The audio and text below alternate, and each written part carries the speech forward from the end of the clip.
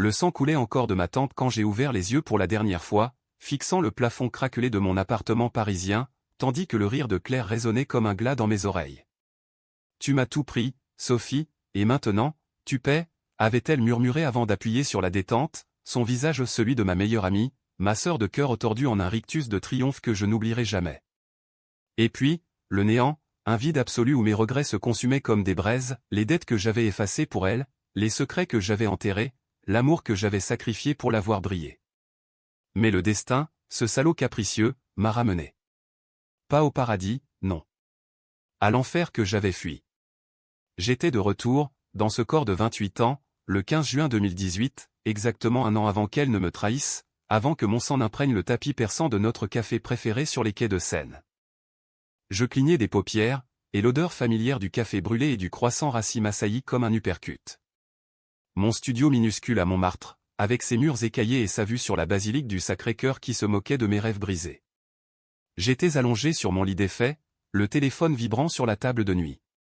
L'écran affichait « Claire appel entrant ». Mon cœur se traître rebondit dans ma poitrine. C'était le jour où tout avait commencé à basculer, où elle m'avait appelé en pleurs pour me supplier de l'aider. « Sophie, j'ai fait une connerie. J'ai emprunté de l'argent à des types pas nets. Aide-moi, s'il te plaît. Rembourse-moi quand tu peux, je te jure. » Sa voix, si vulnérable, si sincère à l'époque. J'avais tout lâché, mon épargne, mes rêves de galerie d'art, même l'héritage de maman pour la couvrir. Et elle ? Elle avait souri, m'avait serré dans ses bras, et juré sur nos 20 ans d'amitié. Mais je savais maintenant. Je savais pour la loterie. Ce billet gagnant de 50 millions d'euros qu'elle avait caché dans son sac à main, acheté en secret avec l'argent que je lui avais donné pour rembourser ses dettes. Elle avait gagné 2 mois plus tard, et au lieu de me rendre l'appareil, elle avait ourdi son plan. Me noyer dans les dettes qu'elle avait falsifiées à mon nom, me faire accuser de fraude par ses contacts dans la police son amant, ce flic corrompu nommé Laurent, et enfin, me supprimer pour hériter de tout ce qui restait de ma vie misérable. Phénomène de ressuscité, comme il dirait dans les tabloïds français, mais avec une vengeance qui mijotait déjà dans mes veines comme un vin rouge trop corsé. Je décrochai le téléphone, la voix tremblante mais feignant l'inquiétude. « Claire ? Qu'est-ce qui se passe, ma chérie ?» Elle sanglota, comme prévu, racontant son histoire bidon sur un ex violent qui l'avait forcée à emprunter à des usuriers. Je l'écoutais, hochant la tête dans le vide, mais intérieurement, je riais un rire amer, froid comme la pluie d'automne sur les Champs-Élysées. Cette fois, je ne serais pas la Sophie naïve, l'artiste raté qui peignait des toiles pour oublier ses échecs amoureux. Non. J'étais revenu pour la briser, pierre par pierre, comme elle l'avait fait avec moi. Et Paris, cette ville de lumière trompeuse, serait le théâtre de ma revanche. Les jours suivants furent un tourbillon de feintes sollicitudes. Je l'invitai à déjeuner au Procope, ce café historique où Voltaire avait autrefois conspiré contre les tyrans. Ironie du sort, aujourd'hui, c'était moi qui complotais. Assise en face d'elle, ses yeux verts si semblables aux miens, comme si nous étions jumelles brillant de larmes factices, je lui tendis le chèque. 10 000 euros, tout ce que j'avais. Prends-les, Claire. On est ensemble, non ? Comme toujours. Elle me serra la main, promit la lune, et je souris, imaginant déjà le moment où ce chèque reviendrait me hanter comme un boulet de canon. Mais la vengeance n'est pas un sprint, c'est un marathon dans les ruelles sombres de Belleville. Je commençai par fouiller son passé, ce que je n'avais jamais osé faire de mon vivant précédent. Une nuit, après qu'elle eut quitté mon appartement en minaudant des merci, je piratai son ordinateur un tour appris dans les forums obscurs du dark web, où les âmes perdues comme la mienne troquent des secrets contre des illusions de pouvoir. Ce que je découvris me glaça le sang plus que ma propre mort, Claire n'était pas juste une amie infidèle. Elle était une menteuse professionnelle. Fille d'un magistrat déchu, elle avait grandi dans l'ombre des scandales du palais de justice, apprenant l'art de la manipulation comme on apprend à nager dans la Seine polluée. Son ex-violent ? Un alibi pour couvrir ses propres arnaques, vol d'identité, faux témoignages pour des amis haut placés. Et moi ?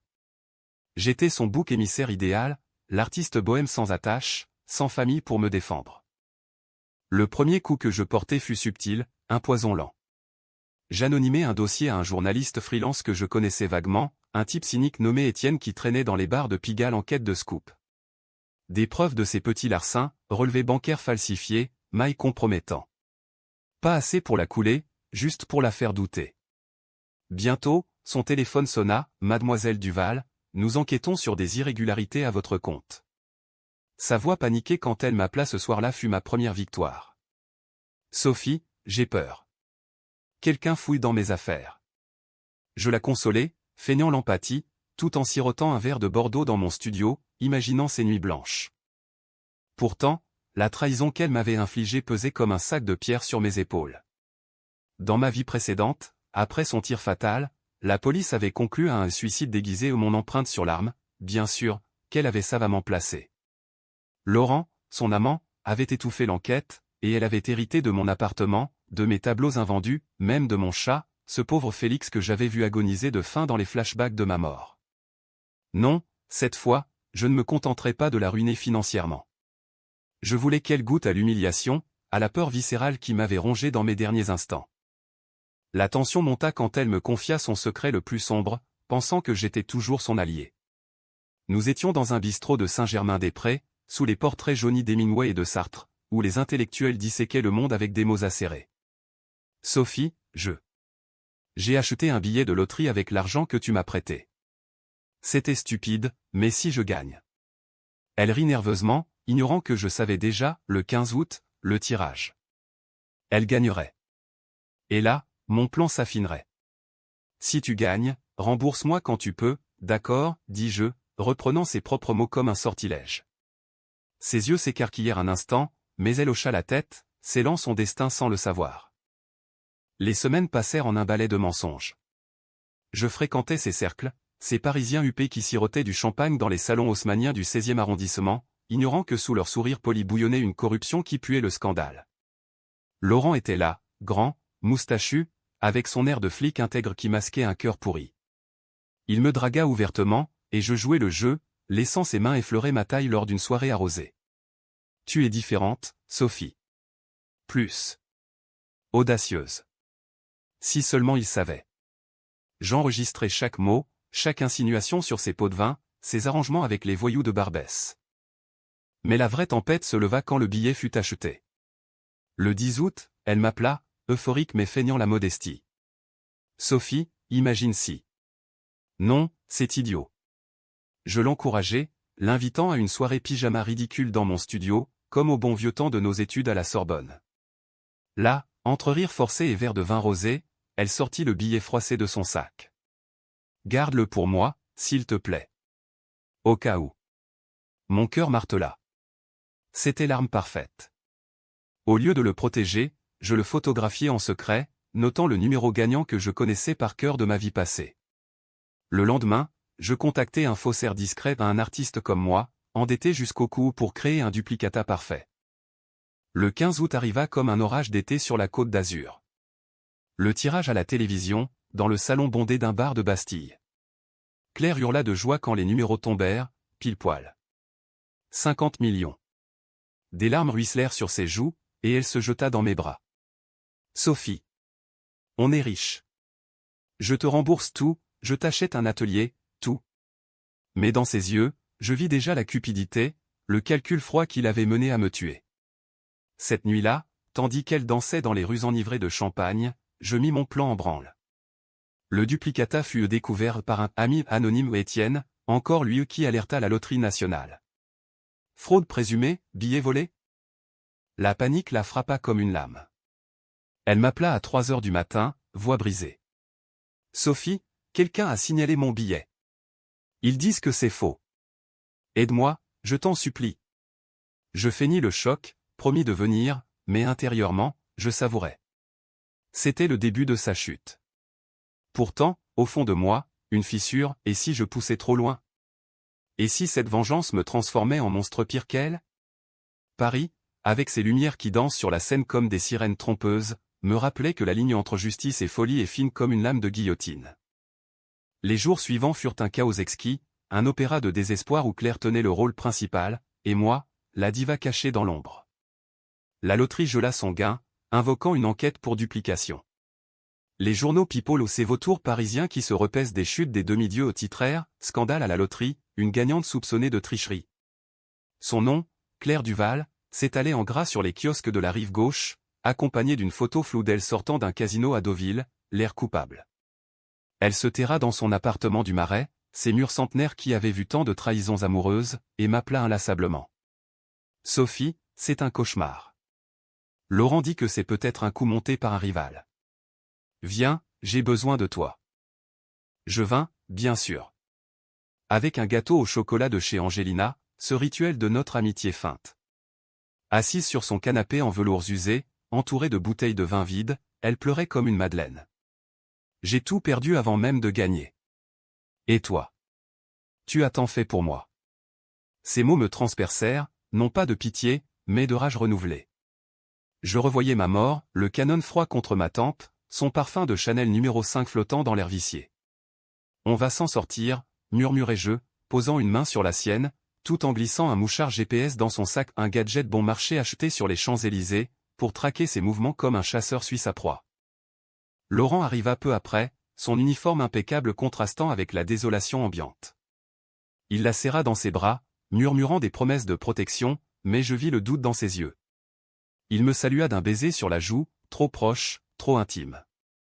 Sophie, ma belle. Tu es un roc pour elle.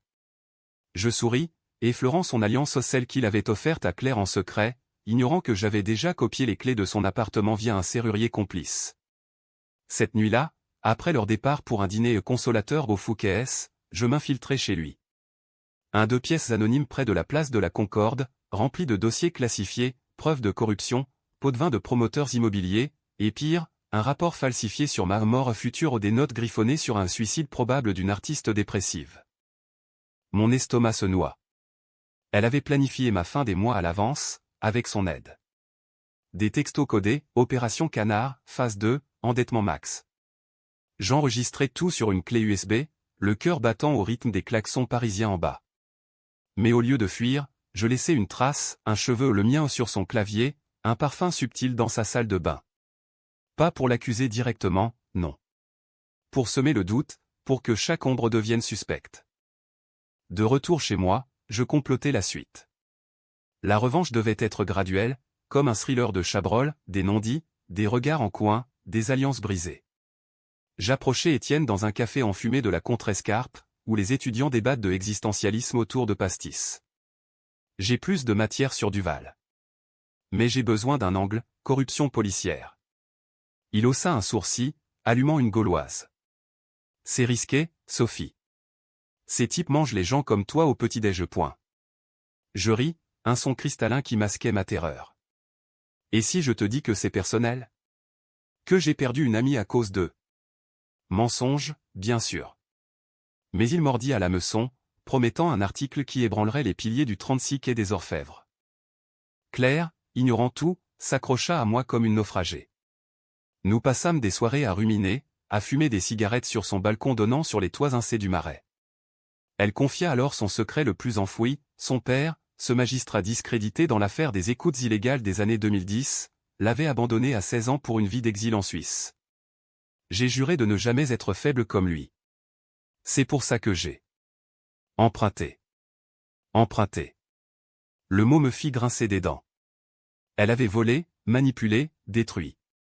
Et moi, dans ma vie passée, j'avais porté le poids de ses péchés, accusé de ses fraudes, poursuivi par ses créanciers, jusqu'à ce que le désespoir me pousse ou plutôt, qu'elle me pousse vers la sortie fatale. Mon premier geste vraiment controversé vint ce mois-là. Inspiré par une bouteille de cognac trop généreuse, je falsifiai un mail de Laurent à un collègue, une confession bidon sur l'affaire de loterie, impliquant Claire dans une tentative de blanchiment. Envoyé anonymement à la hiérarchie, il déclencha une perquisition surprise chez elle. À 6 heures du matin, des flics en civil opalessiens frappèrent à sa porte. Je l'appelai juste après, feignant l'horreur. « Claire ? Qu'est-ce qui se passe ? J'entends des sirènes. » Ces cris, étouffés par le téléphone, étaient musique à mes oreilles. Ils ne trouvaient rien, j'avais veillé à cela, mais l'humiliation la marqua. Ils m'ont traité comme une criminelle, Sophie. Comme si j'étais rien. Pourtant, la culpabilité me rongeait. Étais-je en train de devenir elle? Cette manipulatrice qui sacrifiait l'amour pour le pouvoir? Une nuit, seul dans mon atelier improvisé, je peignis une toile rageuse, Claire et moi, enlacés, mais avec des serpents pour cheveux, la scène en sang en arrière-plan. Les coups de pinceau libérèrent des larmes que je n'avais pas versées depuis ma résurrection. Non, me dis-je en essuyant mon visage. Elle m'avait tué. Elle méritait l'enfer. La tension culmina lors d'une réception au Louvre, où les élites parisiennes défilaient comme des paons sous les plafonds ornés. Claire, malgré le scandale, s'y incrusta via Laurent, vêtue d'une robe rouge sang qui hurlait sa détresse. Je m'y glissai, en noir, un masque de sérénité. Nos regards se croisèrent près de la Vénus de Milo, et pour la première fois, je vis la fissure, la peur, pure, primale. « Sophie, tu crois que c'est fini » murmura-t-elle, un verre de champagne tremblant dans sa main. Je haussai les épaules, un sourire en coin. Le destin est un amant jaloux, Claire. Il reprend toujours ce qu'il donne. Ce soir-là, Étienne publia son article « Loterie truquée ?» Lien avec la police parisienne. Les noms n'étaient pas cités, mais les initiales au CD et LR suffirent. Les appels affluèrent, les amis se firent rares. Elle me supplia de témoigner pour elle, de mentir sur notre emprunt pour innocenter son billet. Dis que c'était un cadeau, Sophie. Sauve-moi. Je promis, bien sûr. Mais en sortant de son appartement, je contactai un avocat véreux, un ancien amant, pour corser les choses pour préparer mon propre dossier. La revanche entrait dans sa phase 2, non plus la ruine, mais la destruction totale. Paris bruissait de rumeurs, comme un pot de miel renversé sur une fourmilière. Les tabloïds spéculaient sur une cabale féminine beau, l'ironie française, toujours prête à sexiser le scandale. Claire maigrissait, ses yeux s'enfonçaient dans des cernes noires, et Laurent la battait verbalement, accusant sa malchance d'avoir ruiné sa carrière naissante. Je les observais de loin, via le GPS, notant leur dispute dans un hôtel sordide de la porte de Clignancourt. Une nuit, je les confrontais au pas directement, mais via un faux profil sur un site de rencontre. Je sais pour la loterie. Rendez-vous au Pont des Arts, minuit. Laurent y alla seul, nerveux, son arme de service gonflant sa veste.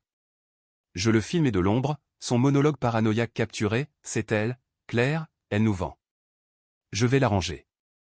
Le twist mineur vint alors, il suspectait déjà Claire de trahison. Parfait. Je diffusai la vidéo à un blogueur influent, anonymement. Le lendemain, les flics internes s'agitèrent. Laurent fut suspendu, interrogé. Il rentra chez elle en furie, et pour la première fois, je hésitais. Devais-je intervenir? Laisser la bête se déchaîner? Non. La vengeance était mienne. J'appelai Claire juste à temps, fuis-le. Il est dangereux. Elle le fit, se réfugiant chez moi, en larmes. Tu es ma seule famille, Sophie. Ironie cruelle. Cette nuit-là, blottie contre moi, elle s'endormit, ignorant que mon bras autour d'elle était une chaîne.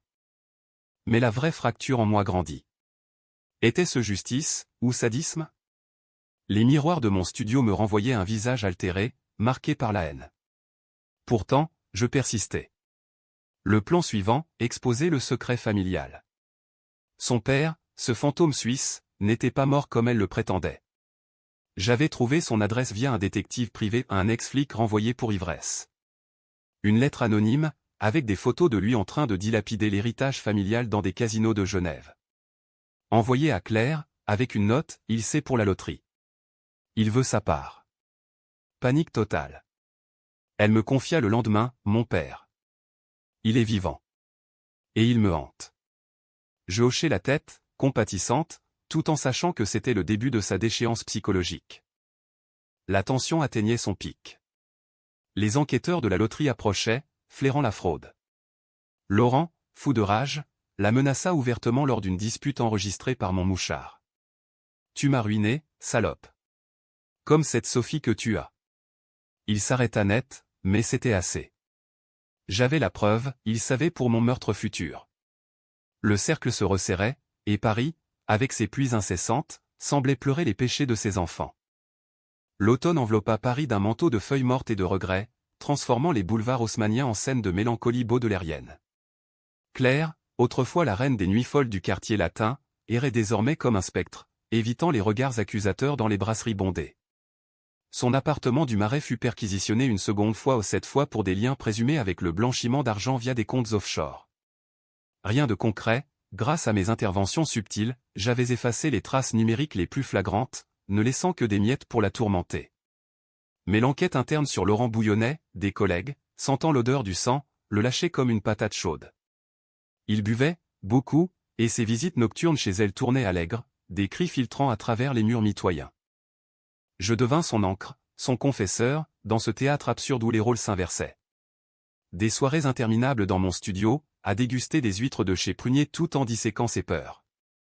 Et si c'était quelqu'un de proche, Sophie? Quelqu'un qui me hait. Ses yeux, rougis par les larmes et l'insomnie, cherchaient les miens. Je détournai le regard, fixant la toile inachevée sur mon chevalet un portrait d'elle, mais avec des yeux de serpent. La paranoïa te bouffe, ma belle. Concentre-toi sur la suite. La suite, l'audience préliminaire à la loterie, où un expert en faux examinerait son billet. Je savais qu'il passerait, le duplicata était imparfait, juste assez pour douter, pas pour condamner. Pourtant, mon propre secret me rongeait comme un ulcère. La résurrection n'était pas un don, c'était une malédiction. Des migraines fulgurantes me saisissaient la nuit, des visions de ma mort se superposant à la réalité, le flash de l'arme, l'odeur métallique du sang, le rire étouffé de Claire. Étais-je vraiment revenu, ou piégé dans un purgatoire parisien, condamné à revivre l'enfer en boucle? Un soir, après avoir surpris une conversation téléphonique de Laurent, je la bute si elle parle, comme l'autre conne, je craquai. Je composai le numéro de police anonyme, murmurant des indices sur une menace de meurtre contre CD. Pas son nom complet, juste assez pour alerter sans impliquer. Les conséquences furent immédiates et controversées. Une brigade d'intervention débarqua chez Laurent à l'aube, le plaquant au sol devant ses voisins ébahis. Les journaux du matin titrèrent « Flic parisien arrêté pour menace, l'affaire loterie s'envenime ». Claire, apprenant la nouvelle via un texto paniqué de lui, s'effondra chez moi. Il est innocent. C'est un coup monté, hurla-t-elle, brisant un vase de ma mère, le dernier souvenir tangible de mon passé. Je la serrai contre moi, feignant le choc, mais intérieurement, je jubilais. C'était le moment de pousser le couteau, je glissai subtilement une info à Étienne sur les liens familiaux de Claire avec son père. Le fantôme du magistrat, retour en force dans le scandale?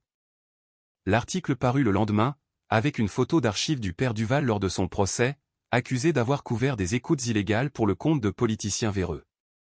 Claire Duval, héritière d'un scandale judiciaire, au cœur d'une fraude à 50 millions. Les réseaux sociaux s'enflammèrent, Twitter, ou X, comme il l'appelait maintenant, regorgeant de traits accusateurs, de même la dépeignant en Médusa moderne. Elle perdit son job de consultante en mode ironie, elle qui avait toujours frimé avec ses tailleurs Chanel, et ses amis du 16e l'évincèrent des dîners en vue. Seule, elle se tourna vers moi, plus dépendante que jamais. « Sophie, loue-moi ton canapé un temps. Je n'ai plus rien. » J'acceptai, bien sûr. Mon studio devint notre prison dorée, un huis clos à la Pintée où les silences pesaient plus que les mots. Les nuits, elle dormait sur le divan, marmonnant dans son sommeil des excuses incohérentes. « Pardon, Sophie, c'était pour nous. » Pour nous? Le mensonge me fit vomir, littéralement, dans la salle de bain exiguë. Mais je tins bon, nourrissant le plan suivant, impliquer son père. J'envoyai une lettre certifiée à Genève, signée d'un faux nom, « Votre fille a besoin d'aide. Rendez-vous à Paris, » où le passé ressurgit. Il mordit, arrivant incognito par le TGV, un homme voûté aux cheveux gris, l'air d'un fantôme du passé colonial français. La rencontre eut lieu dans un café anonyme de la Butte aux Cailles, quartier bohème où les graffitis masquent les cicatrices de l'histoire. Je les observais de loin, cachés derrière un pilier, tandis qu'il la confrontait. « Tu as sali mon nom, Claire. » Encore. Ses larmes, vraies cette fois, coulaient comme la pluie sur les pavés. Il partit sans un au revoir, emportant avec lui les derniers lambeaux de son illusion de famille. Elle rentra brisée, me confiant tout, l'abandon, les lettres non envoyées, la haine qu'il avait forgée. « C'est pour ça que je t'ai choisie, Sophie. Tu étais ma vraie sœur. » Le couteau dans les côtes. Je la consolais, mais semais le doute, et si Laurent avait raison? Si quelqu'un te sabotait de l'intérieur? La décision controversée vint alors, un croisement moral que je franchis sans retour.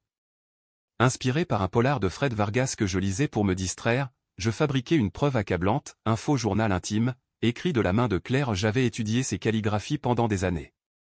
Des pages confessant l'intention de me sacrifier pour couvrir ses dettes, datées d'avant ma mort. Je le découvris lors d'un rangement de son sac, et le montrai à Étienne. c'est dynamite. Mais si c'est faux, demanda-t-il, méfiant. C'est réel, mentis-je, le cœur serré. L'article suivant fut un coup de tonnerre, confessions explosives, la gagnante avoue un complot meurtrier. Le scandale explosa. La loterie annula définitivement le gain, invoquant fraude morale. Claire fut interrogée, menottée brièvement devant les flashs des paparazzis à la sortie du commissariat du 5e. Elle hurla mon nom en sortant, accusant d'un traître sans oser me désigner. Laurent, libéré sous caution, la largua publiquement, la traitant de folle dangereuse dans une interview larmoyante à BFM. Seule dans mon studio, elle me confronta enfin. « C'est toi, n'est-ce pas ? Les fuites, les preuves. Tu me hais. » Je ris, un son hystérique qui résonna contre les murs. « Et toi ? Claire, je t'aimais. Et tu m'as tué. » Le silence qui suivit fut assourdissant, brisé seulement par sa respiration saccadée. Elle bondit, griffe sortie, mais je l'esquivai, attrapant le pistolet le sien, que j'avais subtilisé de son tiroir secret. Pas comme ça, ma chère. Pas encore. Nous luttâmes, un corps à corps primal sur le tapis usé, des meubles renversés comme dans un tableau de Bacon. Elle cria, « Tu es folle. » Je ne t'ai jamais. Mais je la plaquai au sol, le canon contre sa tempe, inversant les rôles. Rembourse-moi quand tu peux, Claire. Avec ta vie. Pourtant, je ne tirais pas. Pas encore. La sirène d'une ambulance pour Félix, mon chat qui miaulait de douleur, empoisonné par accident dans la mêlée brisa l'instant. Les voisins appelèrent les flics. Elle fut emmenée, menottée, hurlant des insanités sur mon fantôme. Moi, je jouais l'héroïne, la victime d'une agression. L'enquête tourna en sa faveur non, contre elle. Le journal intime fut authentifié, et les charges s'accumulèrent, tentative de meurtre, fraude, complicité de corruption. Mais le twist se profila, pendant son interrogatoire, elle craqua, avouant tout sur ma mort future non, passée. Je l'ai tuée. Sophie est morte, et elle est revenue. Les psychiatres la diagnostiquèrent schizophrène, un délire de persécution. Laurent, pour se sauver, la balança, preuve de leur plan commun. Le père, alerté, témoigna contre elle, révélant des années d'extorsion familiale. La presse en fit ses choux gras, la loterie maudite, une histoire de folie et de trahison. Je sortis indemne, mais brisé. La vengeance avait goût de cendre. Paris, indifférente, continuait son ballet, touriste sous la tour Eiffel, amant sur les ponts, tandis que Claire pourrissait en attente de jugement à Fresnes. L'hiver s'abattit sur Paris comme une sentence, transformant la ville en un labyrinthe de givre et de lumière tamisée. Les fêtes de fin d'année illuminaient les Champs-Élysées d'illusions joyeuses, mais pour moi, chaque guirlande était un nœud coulant autour de mon cou. Claire était incarcérée en détention provisoire, son procès fixé à janvier au tribunal de grande instance de l'île de la Cité, ce palais gothique qui avait vu tant de drames humains se nouer. Les médias, affamés, la surnommaient la veuve noire de la loterie, et ses confessions délirantes ou ses hurlements sur ma résurrection alimentaient les chroniques people de Closer et Paris Match. Délire ou vérité ? L'ami fantôme qui hante l'accusé. Je devins une célébrité malgré moi, interviewé comme la meilleure amie trahie, posant avec un air stoïque devant les caméras de France 2. J'ai toujours su qu'il y avait quelque chose de sombre en elle, dis-je, les yeux dans le vague, évoquant notre enfance partagée à Lyon avant notre migration vers la capitale. Mensonges enfilés comme des perles sur un collier de jade, en réalité, nous nous étions rencontrés à la Sorbonne, unis par l'ambition et la solitude des provinciales à Paris. J'avais été son bouclier contre les moqueries, elle m'amuse pour l'étoile. Et maintenant ? Je peignais en secret des abstractions rageuses, des éclats de rouge sang sur fond noir, vendus anonymement à des galeries de Montparnasse pour financer mes propres dettes, celles que la vengeance avait creusées en moi. Laurent, libéré mais mis à pied, tenta de me contacter. Un appel nocturne, voix pâteuse d'alcool, Sophie, c'est un malentendu. Claire est folle, mais moi. On pourrait s'arranger. Arrangement ? Je raccrochai, mais pas avant d'enregistrer. Le lendemain, je l'envoyai à son supérieur, avec une note, preuve supplémentaire de chantage. Il fut réarrêté pour obstruction à la justice, son empire de petits arrangements s'effondrant comme un château de cartes sous la pluie normande. Son père à elle, le magistrat exilé, rentra en France pour témoigner, un homme brisé cherchant rédemption dans la chute de sa progéniture. Elle a hérité de ma noirceur, confia-t-il à un reporter du Monde, les yeux humides sous les lunettes cerclées d'or. Mon rôle dans ce chaos? Invisibilisé, mais pivotal. Étienne, mon allié journalistique, me pressait pour un livre, La trahison de la loterie au témoignage exclusif. Je refusais, préférant les ombres. Pourtant, la culpabilité me hantait comme un spectre de Hugo. Avais-je fabriqué un monstre, ou révélé le vrai visage de Claire? Les nuits, je revivais notre lutte, son regard, mélange de terreur et de regret, quand j'avais pressé la détente contre sa tempe. J'aurais pu la tuer, là, dans le studio, et clore le chapitre. Au lieu de cela, j'avais choisi le lent supplice, un choix qui me disputait en deux, justicière ou bourreau. Le procès s'ouvrit par une matinée grise, la scène léchant les quais comme un serpent affamé. La salle d'audience, avec ses boiseries sombres et ses portraits de juges austères, empestait le vieux papier et la sueur de la foule. Claire, en tailleur gris, cheveux relevés en chignon sévère, semblait une ombre d'elle-même amaigrie, yeux cernés, mais avec une lueur de défi. Son avocat, un ténor du barreau aux cravates Hermès, plaida la démence, ma cliente est victime d'un trauma familial, exacerbé par la pression médiatique. Les procureurs, impitoyables, déroulèrent les charges, fraude à la loterie, complicité de corruption, et le clou aux préméditations de meurtre sur ma personne, basé sur le journal intime et les témoignages de Laurent, qui, en échange d'une peine réduite, avait tout balancé. Je témoignai le 3e jour, monté à la barre avec une robe noire sobre, le cœur battant comme un tambour de la Bastille. Elle m'a demandé de l'argent, juré de rembourser. Puis, le billet. Et le silence. Ma voix trembla juste assez pour émouvoir le jury des Parisiens ordinaires, fonctionnaires et artisans, fatigués des scandales des élites. Claire me fixa, ses lèvres murmurant traîtresse sans un son. Quand vint son tour, elle explosa, c'est elle. Sophie est morte. Je l'ai vue saigner sur le tapis du café, et maintenant elle est là, un démon. La salle bruissa, le juge tapa du marteau. Les experts psychiatres défilèrent, schizophrénie paranoïde, induite par le stress et l'hérédité. Mais les preuves matérielles l'aimaient, les enregistrements en scellaient son sort. Hors tribunal, la presse m'assaillit, mademoiselle, croyez-vous au surnaturel? Je souris, énigmatique, à Paris, tout est possible. Même la justice. Intérieurement, je riais jaune. La twist se révéla lors d'une pause, un coup de fil de mon détective. Le père de Claire n'était pas clean, il avait financé ses arnaques initiales, un pacte diabolique pour laver son propre passé. J'hésitais à le révéler à un coup de trop. Non. Anonymement, je glissai l'info au procureur. Le lendemain, il fut cité comme témoin adverse, son témoignage retournant contre elle, j'ai payé ses dettes pour la terre, mais elle a tout gâché. La tension culmina à la 11e audience. Laurent, en visioconférence depuis sa cellule, craqua sous le feu des questions, oui, on avait prévu de la faire taire. Sophie était un obstacle. La salle retint son souffle. Claire hurla, mensonge. C'était pour la sauver. Mais le jury vit Claire, un couple de manipulateurs, unis dans la cupidité. Mon intervention finale fut subtile, une lettre au juge, signée une amie, détaillant les falsifications mineures pas les miennes, mais celles de Claire sur ses propres comptes. Ça la coula. Verdict, 20 ans ferme pour fraude et complicité d'homicide involontaire, le meurtre n'étant pas prouvé, faute de corps. Elle s'effondra, hurlant mon nom comme une malédiction.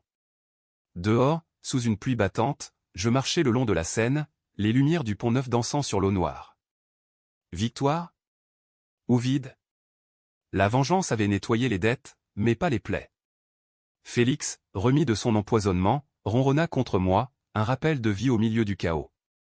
Pourtant, le vrai drame se joua en privé. Étienne m'invita à dîner au tour d'argent, pour célébrer. Au dessert, il posa la question, le journal, c'était toi, n'est-ce pas? Je niai, mais ses yeux savaient. Sophie, tu joues avec le feu. Et si elle sort un jour?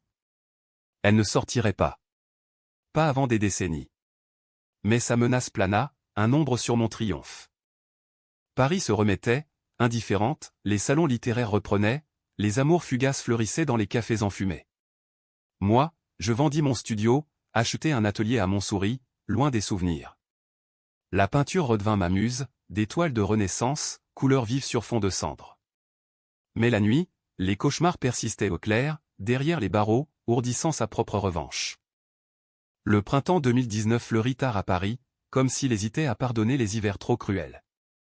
Les cerisiers du Luxembourg s'épanouirent en un rosaire de pétales, mais pour moi, chaque fleur était un mensonge éphémère, un rappel que la beauté cache souvent la pourriture. Claire purgeait sa peine à Fleury-Mérogis, cette forteresse de béton gris aux portes de la capitale, où les échos des scandales se noient dans le bruit des chaînes. Les visites étaient rares, elle refusait les miennes, me cataloguant comme le diable en robe de soie. Laurent, condamné à 10 ans pour corruption et faux témoignages, croupissait au même endroit, leur amour toxique devenu une blague de cour de prison. Son père, ruiné par les poursuites civiles, s'était exilé à nouveau, vendant ses souvenirs pour payer les avocats. Ma vie, quant à elle, prit un tour inattendu, la célébrité post-procès m'ouvrit des portes.